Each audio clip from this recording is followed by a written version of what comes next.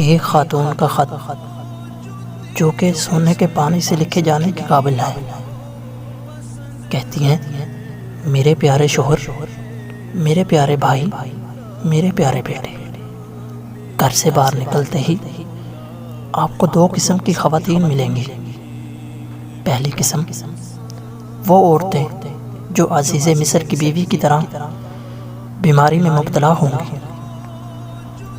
اس نے اپنے آپ کو خوبصورت بنایا ہے، خوشبو لگا رکھی اور میک اپ کیا، اور اس کی زبان ہر حال میں دیکھنے والے کو کہتی ہے میں تمہارے لیے تیار ہوں۔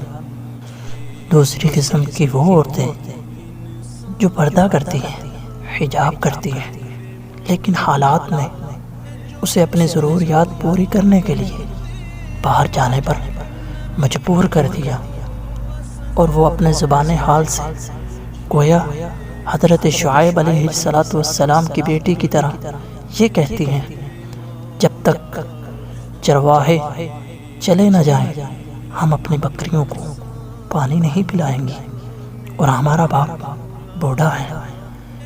یاد رکھنا میرے بھائی، یاد رکھنا میرے بیٹے، یاد رکھنا میرے شوہر، پہلی قسم کی عورت کے ساتھ یوسف علیہ السلام کی طرح برتاؤ کریں، اپنی نگاہوں کو نیچے رکھیں اور کہیں خدا کی پناہ، میں اللہ کی پناہ چاہتا ہوں۔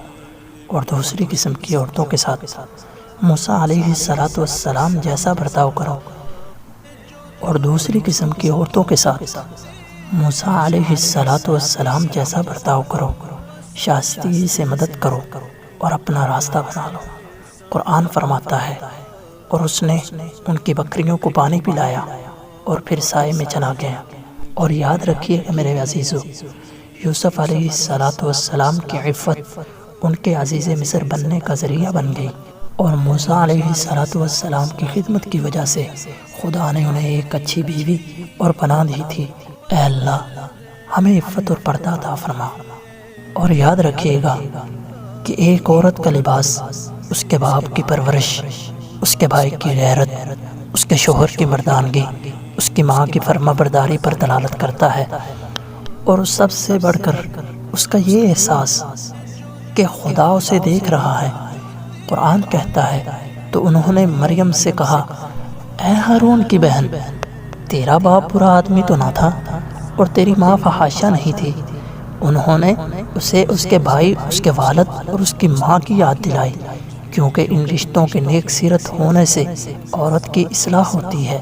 جب میں کسی لڑکی کو دیکھتی ہوں جس نے اپنے آپ کو سنوارا ہو اور اپنی عورانیت میں مبالغہ آرائی کی ہو، تو میں اس کے والدین کی طرف دیکھتی ہوں اور اللہ تعالیٰ کا قول یاد آتا ہے، انہیں روکو، وہ ذمہ دار ہیں۔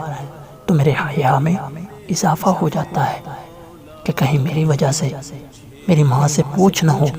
یقین جانو میرے بہن بھائیوں، اس خط کی ہمیں اشد ضرورت ہے۔ ہمیں مسلمان ہونے کے ناطے ہر بہن تک یہ خط پہنچانا چاہیے، ہر اس بھائی تک پہنچانا چاہیے جو اپنی بہنوں کو پردہ نہیں کرواتے، ہر اس باپ تک پہنچانا چاہیے جو اپنی بیٹیوں کو پردہ نہیں کرواتے۔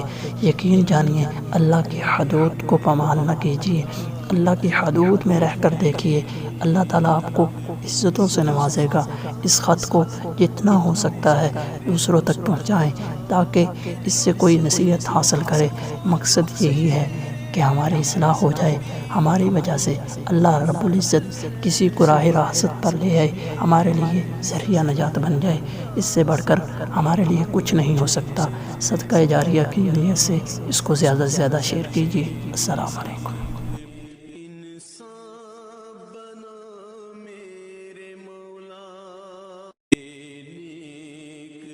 انسان